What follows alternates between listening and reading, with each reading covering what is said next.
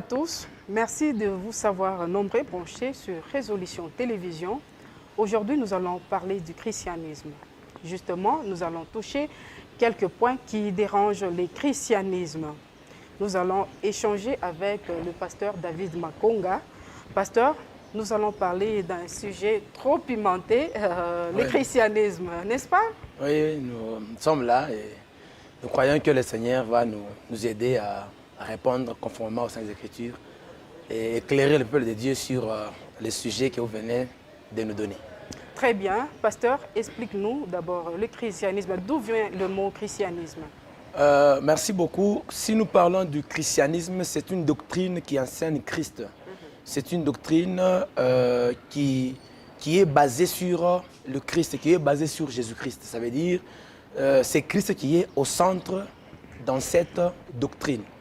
Et si nous parlons aussi du christianisme, nous voyons les chrétiens de partout au monde, ceux qui ont placé leur foi en Christ, qui sont en train de suivre Christ, qui ont pris Christ comme modèle. C'est ça, un peu d'une manière bref, le christianisme. Mais aujourd'hui, pasteur, on voit beaucoup des hommes de Dieu, c'est surnommé. Oh, je suis colonel, je suis général. C'est dit à quoi, pasteur? Ma sœur Rachel, cette question, elle est d'actualité.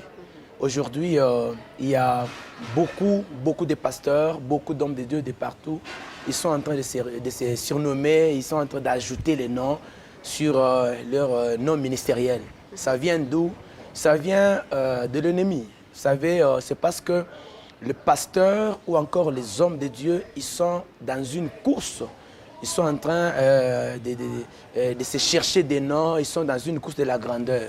C'est ce qui fait que beaucoup d'hommes de Dieu parviennent même à déraper, à laisser le chemin du Christ et en train de faire la politique dans l'Église, en train de chercher des titres. Et ils font le ministère non pas comme un service sacré, mais comme, je ne sais pas, une course de pouvoir.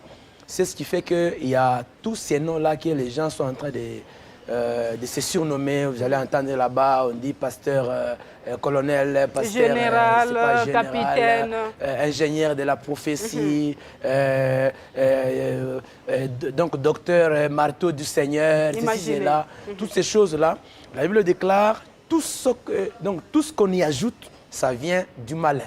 Nous savons que dans le ministère, il y a les noms que Christ a donné. Il y a 5 grâces ministérielles, ou bien 5 noms ministériels.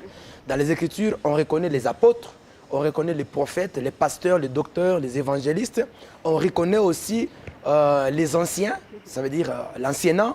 On reconnaît aussi les diacres et les diaconesses, un point, un trait. Et tout ce qu'on est en train d'ajouter là-dessus, ça vient du malin. C'est juste l'orgueil de la vie que les gens sont en train de vouloir se faire. Ça vient du malin. Est-ce c'est pour leur puissance mondaine ou divine? Non, ça, ce n'est pas la puissance divine. Ça vient du malin, c'est une puissance qui vient du monde séducteur. Ils sont en train de se donner ces noms-là pour, au lieu de présenter Christ, d'élever Christ, mais ils sont en train de s'élever eux-mêmes. Mais pasteur, dites-nous, d'où vient la vente d'huile d'onction et des délivrances payantes? Waouh! Vraiment, tel que vous l'aviez dit au début, que c'est une émission qui serait un peu pimentée. Trop pimentée même. Vous savez, aujourd'hui, il y a même, bon, je parle d'abord de moi-même, aujourd'hui, il y a même certaines personnes dans la ville qui ne me supportent pas, qui disent que je suis en guerre contre eux, je suis en train de, je ne sais pas, de les critiquer ou bien de les combattre, alors que je ne suis en guerre contre qui que ce soit, mais moi, je suis en guerre contre les faussetés. Contre les faussetés, contre les hérésies qui s'infiltrent dans les chefs du peuple. La vente d'huile d'onction et la délivrance payante, je vais regarder la caméra pour dire que ça ne vient pas de Dieu. Parce qu'il n'y a aucune écriture qui confirme cela. Les gens qui vendent de l'huile, qui vendent des pommes, qui vendent de l'eau, qui vendent, je ne sais pas, des balais dans leurs églises, sous prétexte d'amener les gens à la délivrance, ne vous en faites pas, ce sont des devins qui se sont transformés en hommes de Dieu Parce que hier, on pouvait voir les devins, la mango ya kupasuka, hein, on pouvait voir les devins,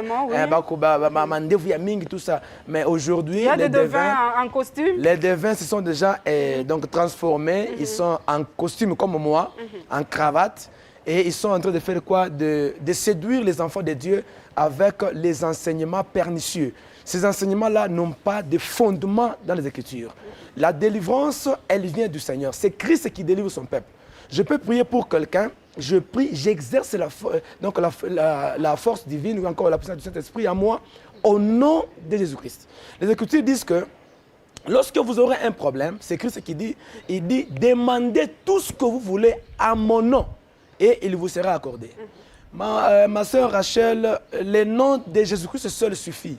C'est une puissance infaillible à n'importe quel cas, à n'importe quel dossier.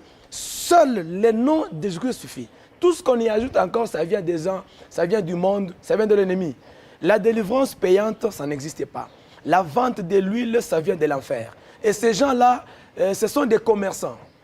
Ils sont venus dans le christianisme pour salir le christianisme. Ils sont venus dans l'évangile avec une mission de séduire ou encore de combattre la puissance qui incarne le nom de Jésus-Christ. Entre l'huile et le nom de Jésus-Christ. L'huile, c'est une créature. Jésus, c'est le créateur. Ma chère Rachel, vous êtes journaliste. Même Jésus-Christ avait utilisé la boue pour passer à la guérison. Mais quand Christ a utilisé ça, il n'a pas fait de cela une doctrine de l'Église. Il y a des prophètes qui avaient utilisé d'huile d'onction. Dans les Saintes Écritures, quand nous parlons de l'huile, il faut d'abord que nous savions c'est quoi l'huile. Dans l'Ancienne Alliance, l'huile, c'était matériel. C'était une chose qu'on pouvait voir, qu'on pouvait toucher. Mais dans la Nouvelle Alliance, quand on parle de l'huile, l'huile a déjà changé de fond. Parce que dans la Nouvelle Alliance, tout est spirituel. L'huile, c'est quoi? L'huile, c'est cette capacité surnaturelle que le Seigneur accorde à ses serviteurs. L'onction qui accompagne tous les hommes de Dieu, c'est une puissance surnaturelle qui vient de Christ. Et l'homme de Dieu commence à opérer, en utilisant le nom de Jésus-Christ. Il opère comme Dieu tout en étant un homme. Aujourd'hui, si dans l'Ancienne Alliance, on appliquait l'huile sur les gens, on appliquait, je ne sais pas, l'huile sur les sacrificateurs, on appliquait l'huile sur les ustensiles sacrés dans les temples. Mais est-ce qu'aujourd'hui, pouvons-nous aussi prendre encore de l'huile et commencer à appliquer de l'huile sur les gens? Non, parce que dans la Nouvelle Alliance, tout est spirituel. Tout s'incarne dans le nom de Jésus-Christ. On ne peut pas vendre de l'huile, ça n'existe pas. Parce que Jésus seul, il a la capacité de guérir, il a la capacité de sauver, de tout faire. On ne peut pas appliquer de l'huile parce qu'aujourd'hui, les choses dans le christianisme sont spirituelles. Les choses dans le christianisme sont spirituelles. Mais pasteur, pourquoi il y a trop d'abus dans le corps des hommes de Dieu? Entre autres, l'escroquerie. Vraiment. Avant que je ne parle de ça, on va parler de la délivrance payante. Ah ok, allez-y. La délivrance payante, elle aussi, elle n'est pas fondée. Parce que Christ a dit, vous avez reçu gratuitement, donnez aussi gratuitement. On ne peut pas, c'est comme aujourd'hui, je vois même dans pas les seulement de délivrance payante, il y a aussi, avant de voir un homme de Dieu, tu arrives d'abord à la réception, tu donnes quelque chose pour voir un homme de Dieu. Non, non, ça ce n'est pas correct.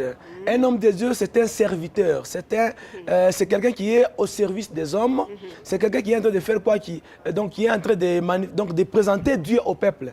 Tu ne peux pas aller, un homme de Dieu, c'est un père. Tu ne peux pas aller rencontrer ton père, ton propre père, il faut d'abord que tu lui donnes de l'argent. Il y a même des systèmes de jetons. Non, non, ça n'existe pas. Toutes ces choses-là, ce sont des organisations des hommes. Quand vous voulez aller rencontrer un homme de Dieu, parce qu'ils prennent le modèle de ce que Saül avait fait pour aller rencontrer le prophète Samuel, il a dit on ne peut pas aller voir un homme de Dieu même bredouille. Mais il n'y a pas une écriture jumelle ou bien une écriture qui pouvait confirmer cela, que ça devait rester un enseignement ou bien un dogme que les chrétiens pouvaient commencer à faire quoi, à le faire. Mais nous savons qu'un homme de Dieu ou bien un chrétien, s'il a besoin de bénir un pasteur, il ne peut pas seulement attendre le jour où il doit aller le voir pour aller lui donner de l'argent afin que l'homme de Dieu le reçoive. Non, ça n'existe pas. Est-ce que c'est obligatoire? Ce n'est même pas obligatoire, mais c'est un devoir pour un enfant de Dieu de donner quelque chose à un serviteur de Dieu. Mais ce n'est pas une obligation. Ça doit être volontaire. C'est volontaire. C'est l'un des devoirs qu'un fidèle ou bien un chrétien peut commencer à faire à son pasteur, à son prophète, à un homme de Dieu. Mais ça ne veut pas dire que chaque fois que je vais aller voir un pasteur ou bien un prophète pour qu'il me reçoive par rapport à mon cas, je dois nécessairement préparer une enveloppe pour aller le voir afin de lui donner. Non, parce que je peux être malade alors que j'ai besoin qu'il prie pour moi. Je lui donne d'abord de l'argent. Non, non, ça n'existe pas. Le seul endroit où les gens peuvent donner de l'argent avant qu'on le reçoive, c'est seulement chez les devins. C'est seulement chez les charlatans. Parce que comme Fumu, là-bas, ça peut passer. Je crois que c'est le même système. C'est le même système que les soi-disant hommes de Dieu ont changé. Parce qu'ils sont entrés dans le christianisme avec le but de faire quoi? Pas seulement les soi-disant hommes de Dieu, ils sont aussi vos collègues. Bon, je ne peux pas dire qu'ils sont nos collègues parce que nos collègues ou bien nos frères, ce sont ceux-là qui pratiquent la sainte doctrine. Tout celui qui ne pratique pas la sainte doctrine, il n'est pas mon frère. Comment est-ce que je peux marcher? Donc, comment est-ce que je peux appeler un Zambien que c'est mon compatriote? Non, un Zambien n'est pas mon compatriote. Un Zambien, c'est juste une connaissance. C'est comme ça aussi quand vous voyez un pasteur qui ne pratique pas la sainte doctrine, qui ne respecte pas les Écritures. Bon, c'est un pasteur, mais ce n'est pas mon ami, ce n'est même pas mon collègue. Il est juste pasteur par nous. Il est juste pasteur par lui-même. Voilà, je disais tantôt, il y a trop d'habits dans le corps des hommes des dieux, entre autres l'escroquerie, des divisions de famille. Il y a le grossesse avec le fidèle. Votre réaction, pasteur? Madame Rachel, c'est avec larmes aux yeux que je vais répondre. Et aussi des rébellions des serviteurs envers leurs parents. Oui, oui. C'est avec larmes aux yeux que je vais répondre à cette question. Il y a trop d'abus, c'est vrai. Il y a quelques jours, j'étais dans un salon de coiffure, je me faisais coiffer là-bas. Soudain, il y a un homme qui est entré là-bas, il a commencé à dire des choses sur les pasteurs. Il dit, moi-même, je suis magistrat, il y a des choses que les pasteurs font. Je n'ai même pas envie d'aller à l'église. Effectivement. Vous voyez? Je lui ai répondu, j'ai dit, papa, vous avez raison de dire ça, mais là où il y a les vrais, il y a aussi les faux. Le Seigneur dit que laissez l'ivraie et le blé croître ensemble, mais au dernier jour, le Seigneur viendra, lui-même, il va séparer l'ivraie d'avec le blé. Aujourd'hui, toutes ces choses-là, c'est vrai parce que je suis pasteur, plusieurs personnes, surtout les jeunes filles en train de pleurer, les jeunes mamans en train de pleurer, papa, aujourd'hui, si ma vie est devenue comme ça, non, c'est parce qu'il y a eu un pasteur qui m'avait fait ci, cela. Il y a un prophète qui m'avait dit, pour que j'ai les enfants, je dois aller avec lui. Il y a de ceci, cela. On m'avait appliqué de l'huile dite d'onction, alors que ce n'est pas l'huile d'onction, c'est seulement l'huile d'olive. Donc, on m'avait appliqué de l'huile sur mon ventre, et puis ainsi de suite. Le pasteur a commencé à faire des histoires sur moi, et je suis tombé. Aujourd'hui, je suis dans ce pétrin de malheur à cause de ça. Est-ce que, pasteur, un homme de Dieu peut toucher aux parties intimes d'une femme d'autrui? Un homme de Dieu, il a au moins 3 chances, ou bien 3 facilités, ou encore 3, je peux dire comment, 3 opportunités de toucher au corps d'une femme. Et non seulement 3 opportunités, mais aussi 3 places. Premièrement, les saluer par la main, par une salutation. Je peux toucher la femme, une femme qui n'est pas la mienne, je peux la toucher par la main, par les saluer. Deuxièmement, je peux l'imposer la main où? Sur la tête, pas sur le ventre. Non, non, pas sur ses parties intimes. Non, je dois imposer ma main sur la tête d'une personne, sur une femme. Troisièmement, si je la trouvais évanouie, pour le cas de l'assistance d'une personne en danger. Là, je peux la soulever, je peux l'aider, soit en la posant sur, je ne sais pas, un blancard ou bien une ambulance pour aller à l'hôpital. C'est fini. Un homme de Dieu ne peut pas, parce que dans l'éthique ministérielle, dans la doctrine du christianisme, l'éthique ne nous enseigne pas à toucher sur la hanche d'une femme, à toucher sur la poitrine d'une femme, sous prétexte que non, je prie parce que je vois des bébés de nuit qui sont en train de téter sur ta poitrine. Alors, je dois prier pour toi. Ça n'existe pas. Je ne peux pas imposer la main sur le ventre d'une femme pour dire que non, c'est dans ce ventre-ci, il y a des choses. Et dans ma manière de causer avec les personnes qui sont venues me consulter, c'est comme ça que beaucoup de femmes et beaucoup d'hommes de Dieu sont tombés dans l'impudicité. Ça n'existe pas, ma sœur Rachel. On ne peut pas imposer la main sur les parties sensibles d'une femme. Non. C'est comme ça que nous enseignons à l'Église de respecter la saine doctrine.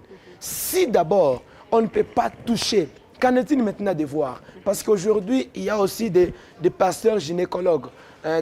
Donc dans la consultation, ils appellent, une femme me dit non, déshabille-toi, je vais d'abord voir ce qui se passe. Non, imaginez. Non, là, ça peut se passer seulement à l'hôpital. Ça n'existe pas dans l'évangile. Tous ces pasteurs qui font ça, je lance d'ailleurs déjà un message à tout le monde et à tous ceux-là qui vont nous suivre. Tous ces pasteurs qui font des choses pareilles, ne vous en faites pas, ce sont des infiltrés dans le christianisme. Il y a aussi des infiltrés dans le christianisme. D'ailleurs, ils sont nombreux. S'il y a tous ces abus que vous venez de constater vous-même en tant que journaliste, vous allez constater qu'il y a trop d'abus, l'escroquerie. Imaginez un peu, pasteur Wanampatia Makuta, qu'il garde l'argent, je ne sais pas, d'un frère de l'église. Et les jours suivants, une semaine après, un mois, déjà utilisé le frère vient, papa, je suis venu prendre mon argent pour aller me marier. Il n'y a rien, il n'y a rien. Imaginez. Et lorsque le frère commence à suivre son argent, oh non, ne touchez pas à mes joints, je vais te maudire. Non, non, imaginez. Ça c'est le vol. Vous voyez? Et ces abus-là, vous allez voir aujourd'hui, ton enfant est en Kunji à Kazi pour payer, et je ne sais pas, la pasteur de l'église. Après, 2 jours après, vous voyez le pasteur avec une nouvelle Jeep là, et quand les fidèles demandent où est parti l'argent de l'achat partiel, oh non, écoutez, des explications. J'ai déjà payé ma voiture parce qu'il ne fallait pas que votre pasteur commence à marcher à pied. Non, non, non, non. Tout ça, c'est quoi? Ce sont les abus. Les pasteurs, ou encore les soi-disant pasteurs, parce qu'il y a les vrais pasteurs, même dans la ville, il y a des vrais pasteurs qui craignent le Seigneur, qui respectent la sainte doctrine. Mais il y a aussi des faux. Moi, je ne peux pas comprendre. Comment est-ce que vous pouvez faire 20 ans une église locataire pendant 20 ans? Imaginez. Non, non. Donc, on ne peut pas comprendre ça. Parce que les pasteurs volent l'argent, il y a les abus, il y a les escroqueries.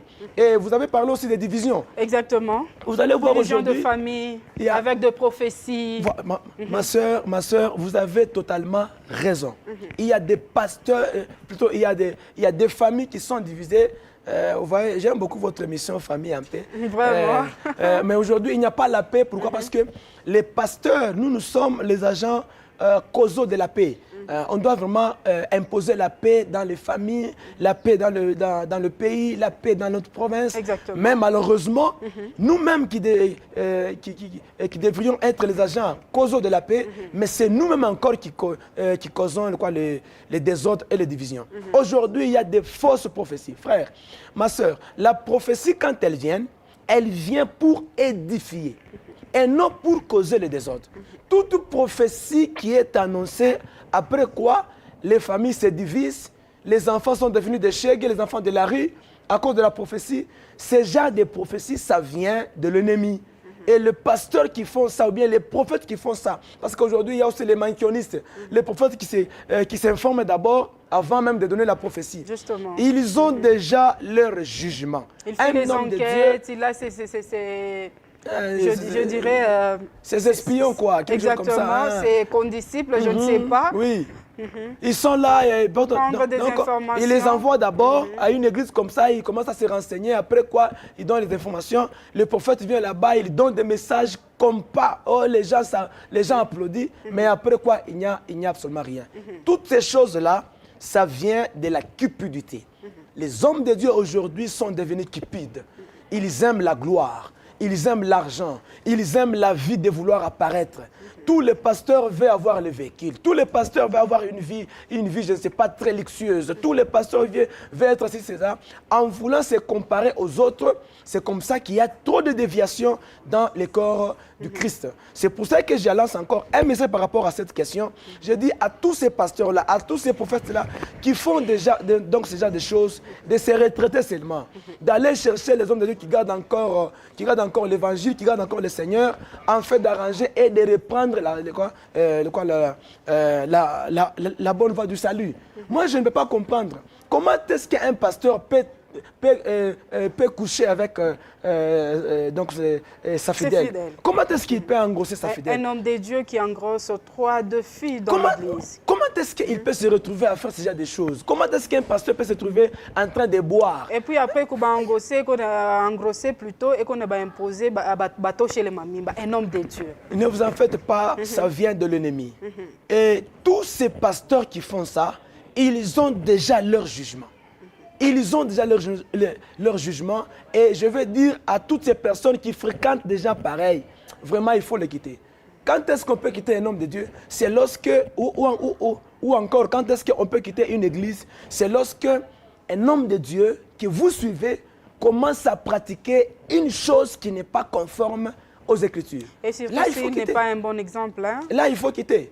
Là, vraiment, il faut vraiment quitter. Toutes ces choses-là, c'est parce que les pasteurs sont dans une course de titres, une course de nom, une course de gloire.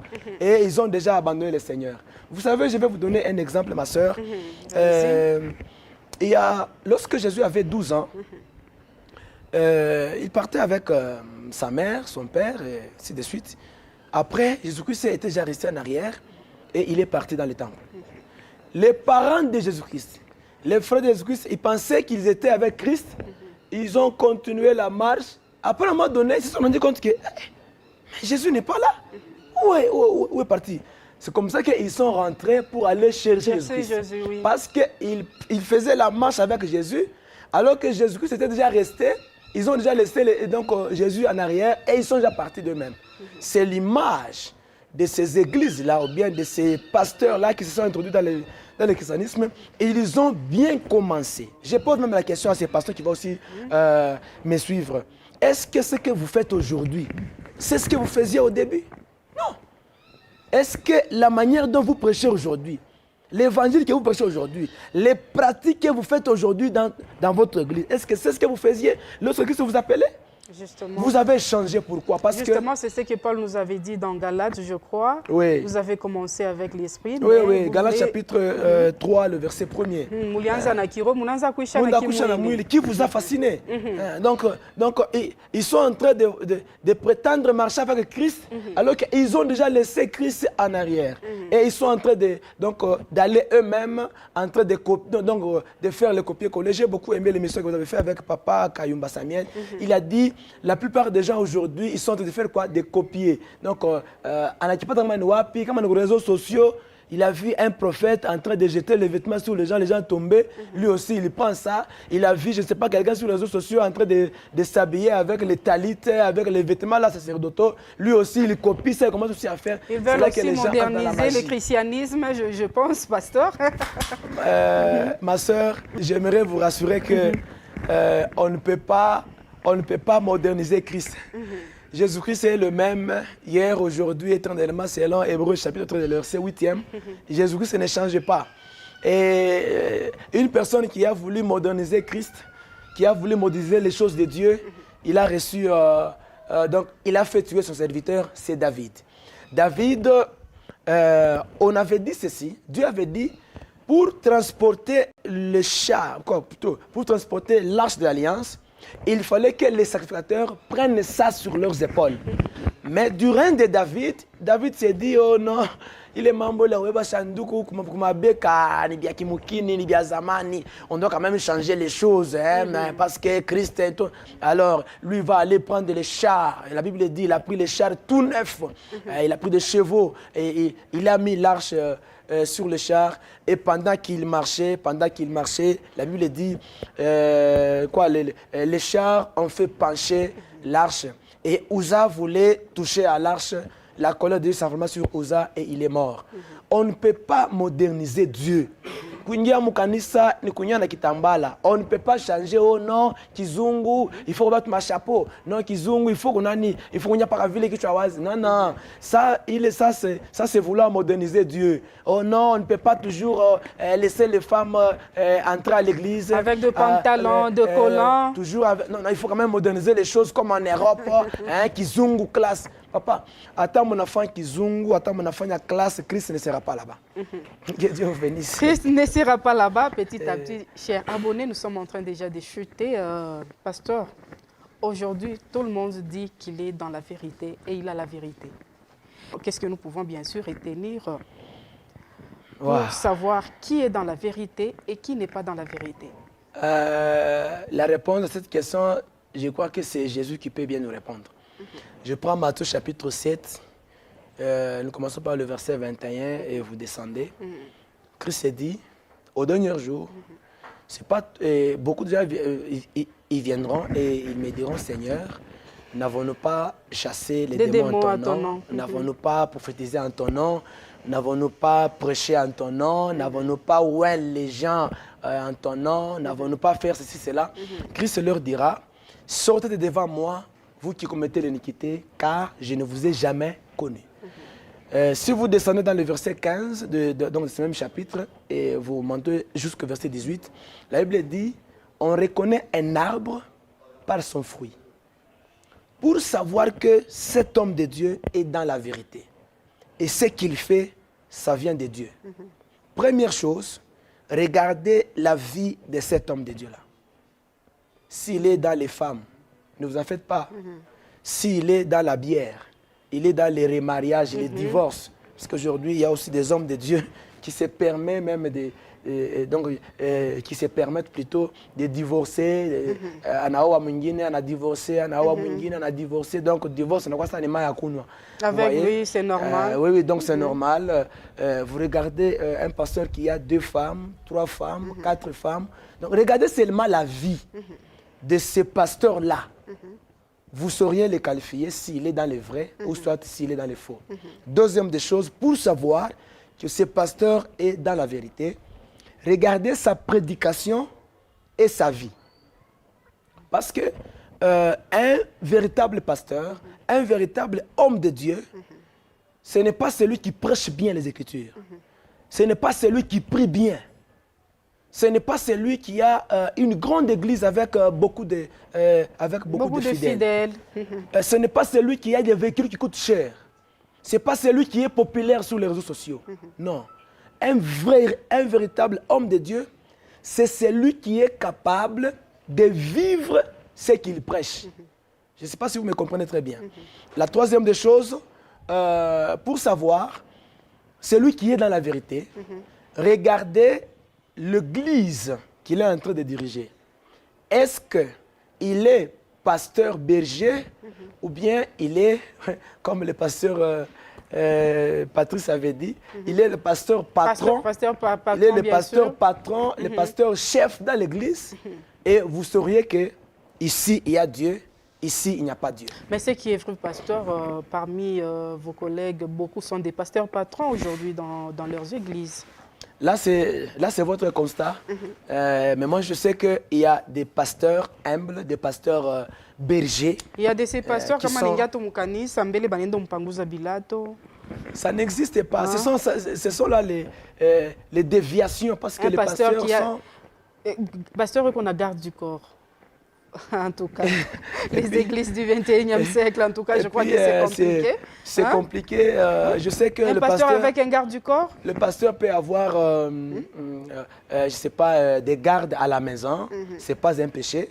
Le pasteur peut avoir les protocoles dans l'église, les protocoles qui assurent la sécurité de l'église, il n'y a pas de problème.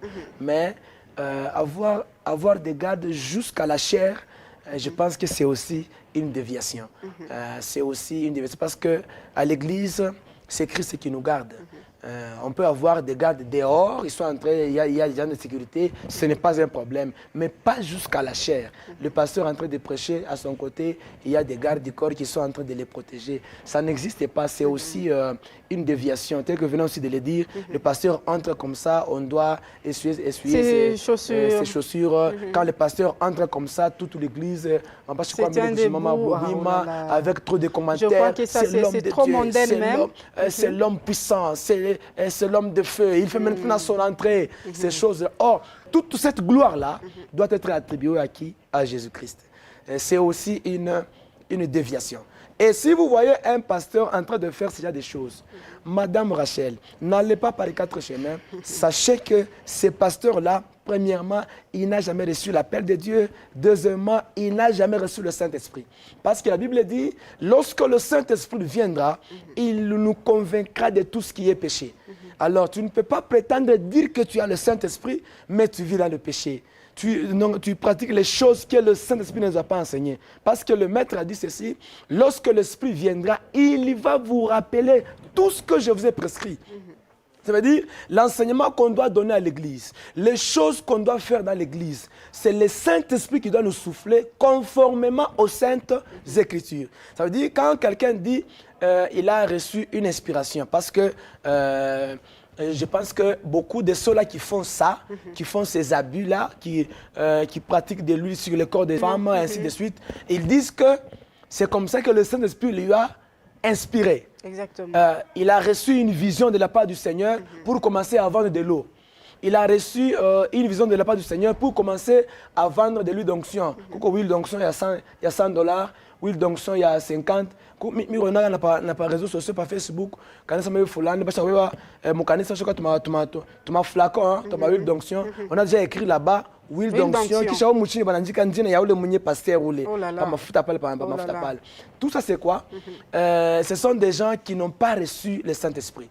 Parce que ma sœur Rachel, toute vision, toute prophétie, toute inspiration, si ça ne se conforme pas aux Saintes Écritures, n'allez pas par les 4 chemins, mettez seulement croix sur ces Et surtout, ça nous demande aussi d'avoir un esprit de discernement. C'est la raison pour laquelle il faut avoir cet esprit, mais aussi il faut avoir la connaissance parfaite des Écritures. Si toutes ces choses-là, c'est parce que la plupart aussi des hommes de Dieu n'ont pas la connaissance profonde des Écritures.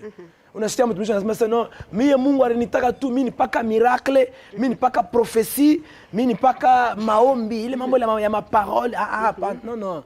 Quand quelqu'un reçoit l'appel, ça s'appelle l'appel au ministère de la parole. Ça ne s'appelle pas l'appel au ministère de prophétie ou bien de délivrance. Non, non. C'est d'abord la connaissance. Un autre thermomètre que je vais donner au peuple de Dieu, ou encore un autre signe pour savoir que celui-ci c'est un homme de Dieu, regardez est-ce qu'il a la connaissance parfaite des Écritures ou bien c'est un confusionniste. Parce que si quelqu'un n'a pas la connaissance, c'est là qu'il y a trop de bavures, trop de choses et trop de dérapages. Merci, ma Voilà, je considère déjà comme votre conclusion, faute des temps nous impartis par la technique. Bye et à la prochaine.